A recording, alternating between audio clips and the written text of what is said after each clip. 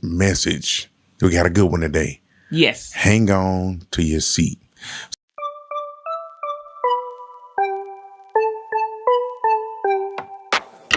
So you're trying to say that your best friend or your friend can't be someone in the family, and it can't be someone that you're having sex with.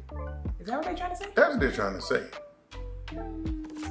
I don't know about that. I don't know about that either.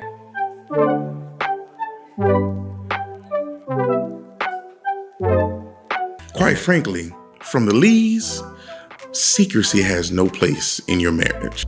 We don't talk about some things because we don't want to offend. We don't talk about some things because we might feel like it, I don't know, you might start pointing fingers at me.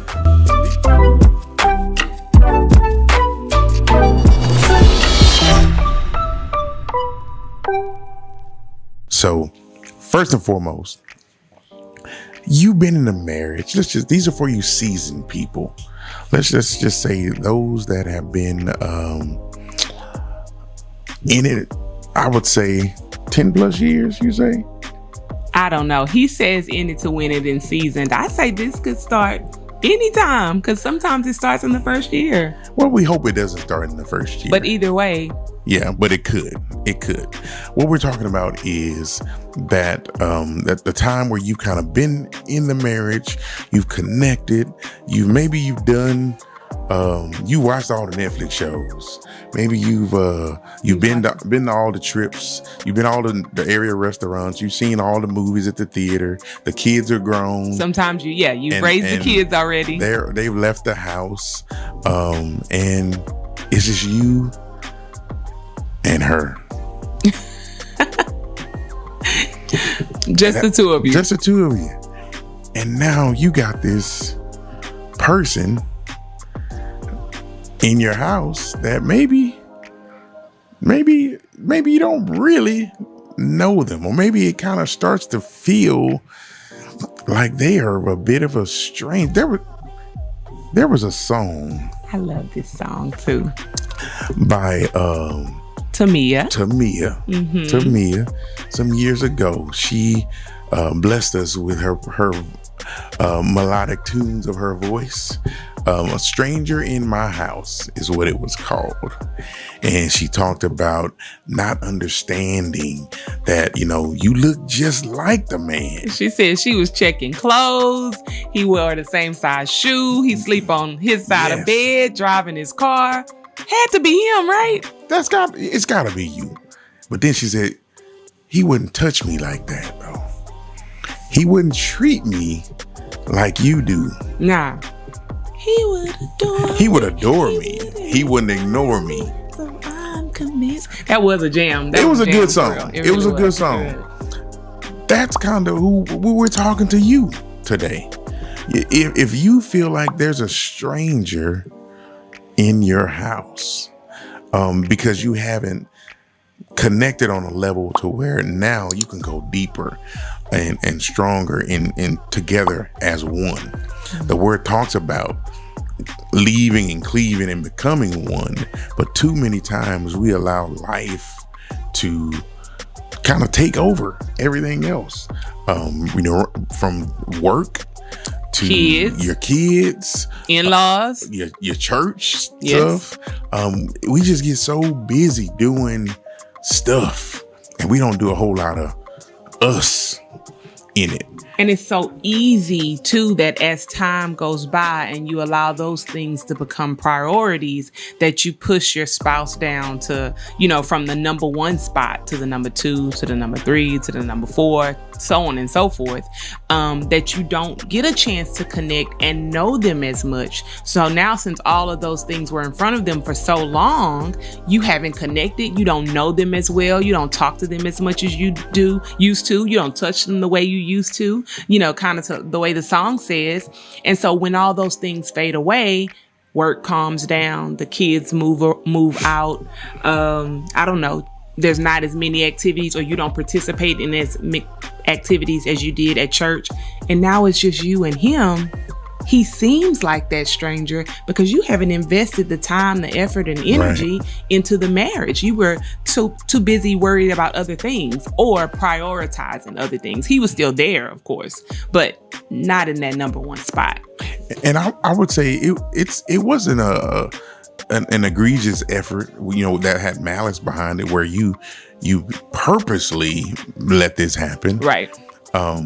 But it just started to happen. I think we did a video a while ago called The Drift. I was going to say that. I was going to mention it. It was a slow drift Good away point of reference. from one another.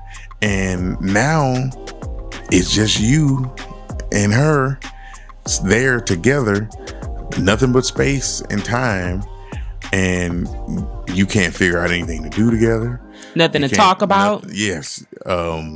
There's nothing in common. Now, of course, if you've been watching our videos for any length of time, and if you haven't, please go back and watch. We will present a problem, but there's always a solution. Right. Okay. Always a solution. So we say that there's no time like the present to start working on the marriage you want. It doesn't have to be what it was last year or the last few years. You can start today closing the gap, Absolutely. Drifting back in the right direction, starting to learn more about each other, starting to talk more. And the man that he was when you married him 5 years ago, 10 years ago, or what have you, he might not be the same guy today. This guy might be even better. So What an opportunity. Yeah. Don't be afraid to lean into one another in during that time, talking more than just, hey, good morning. How you doing? More than just that. Mm-hmm. But it's a start. It is a start. It is. You want to at least start there. I recommend you aligning yourself with other couples that are kind of like-minded, that might give you some interest, because you may not even think about going to do something that was right around the corner from your house, and you get with another couple and they say, oh yeah, you want to meet us over at the such and such, yeah. And you say, oh man, y'all haven't been over here? We take people to new places all the time. We try to, because we like to do that kind of thing. We like to kind of get out with one another. I could spend all day with her. I ain't no stranger here at all. This is my best friend, so we enjoy each other's company. Mm-hmm. But I know that's not the case with everyone. And the efforts that you put in to making that connection will definitely bring fruits. It won't be a negative result. It could only get better than what you have now. Yeah. You just have to put the effort in there to do it. Because I'm telling you, if you give any space for the enemy to get in, he'll squeeze in. And once he's in, if you can't recognize it and pinpoint it, then you'll be at odds with one another and not even realize what we fussing and fighting about. Right. So finding other things to do with each other to get that connection back, going to different places, expanding your conversation, listening to some different music. You remember when you first got together, how things were then, how you were all, talking so much and so engaged with one another. Go back to that. The stuff you did to win them then. Oh, yeah. Do that now. Mm-hmm. Be intentional about those things. I would even recommend planning a date night. Make sure that you spend the time planning a date night and stick to it. Well, it doesn't have to be anything expensive or extravagant. Just you're like, you know what? We're gonna go out and go to Chili's or Texas Roadhouse or wherever you're gonna go. But the deal is to be consistent with it. Yes, that's the key. Oh yeah, we went out. We did that one time, but you haven't done it again, and then you're wondering why things haven't changed, because you have to be consistent with it. Kind of like me and my dieting and working out. If I'm consistent with these things and making sure that I'm eating my fruits and my vegetables, I'm working out weekly so I can see the results in my body. I know it's not. What'd you say, babe? I was listening intently.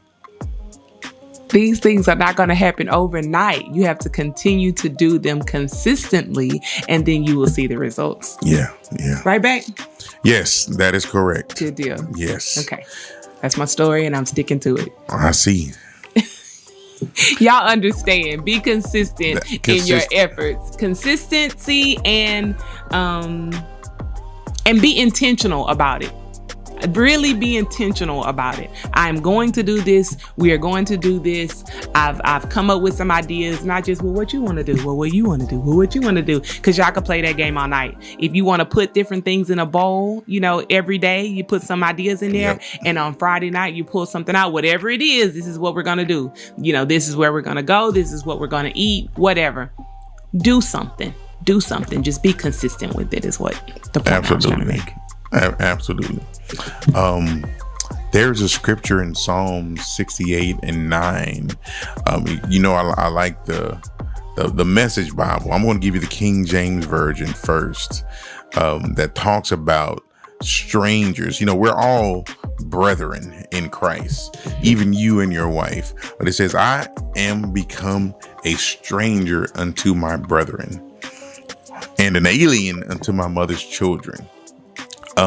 It's a point of reference, just kind of where you recognize that your brethren, you shouldn't be a stranger to someone that you've been close to, but it happens. Life happens, and we've got to make sure that we don't fall into that trap of allowing that space to create that wedge. The Message just puts it this way: my brothers shun me like a bum off the street.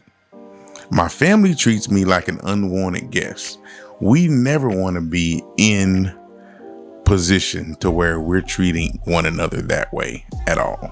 Oh, and what a good word too, because you talk about that stranger that you're coming in and out of the house. You're not speaking. You're coming in and out of the house.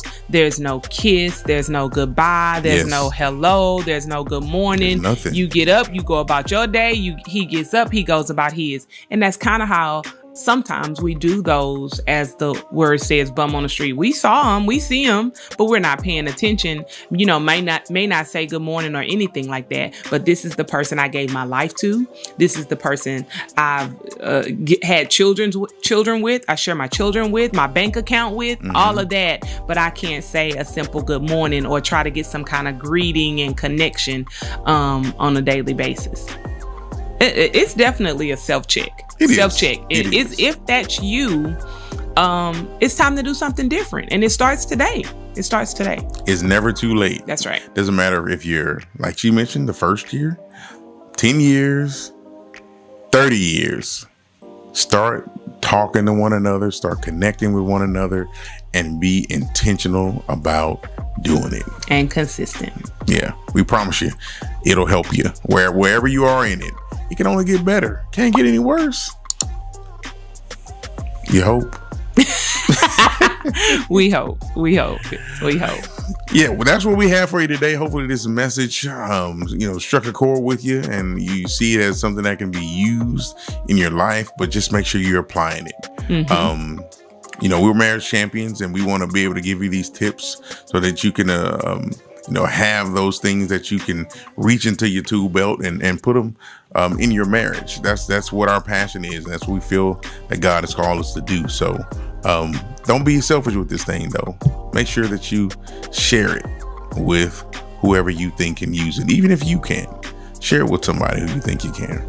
And if you are looking for us to be your personal marriage mentors, please reach out to us at thelees@elevatemarriages.com. Again, thelees@elevatemarriages.com. You can also use that same email address for any video suggestions, questions, comments, whatever the case may be. You can use that. We're here for you and hope that we can inspire you to elevate your marriage. Absolutely. All right. Till next time, do the best you can until you know better.